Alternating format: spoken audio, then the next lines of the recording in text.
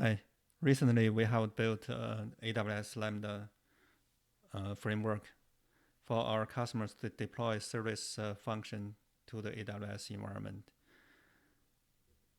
There are two different ways we address the cross-cutting concerns for Lambda functions. One way is to scaffold the Lambda function from light code gen and put the interceptors into the Lambda function itself, so that we can address cross-cutting concerns in the interceptor. For the logging and the matrix, we use extensions API. For others, we put a logic into the interceptor to intercept the request and the response.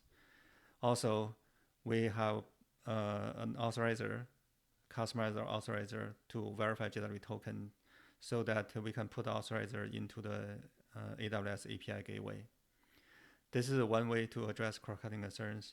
The other way to address cross-cutting concerns is to use light-proxy to address cross-cutting concerns for Lambda function. Instead using the AWS API gateway, we use our light-proxy. So the light-proxy will put a lot of handlers, middleware handlers, and those middleware handlers will handle like all the cross-cutting concerns before we invoke the Lambda function with a Lambda invoker.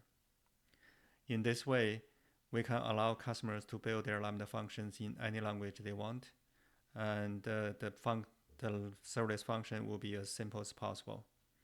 However, there's a associated cost because we need allocation the resource to deploy the light-proxy as a container to the ECS environment, either launch type with EC2 or Fargate.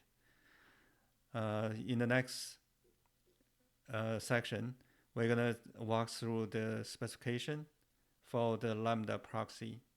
So in this tutorial, we're going to just walk through this Lambda proxy deployment. Thanks. Bye.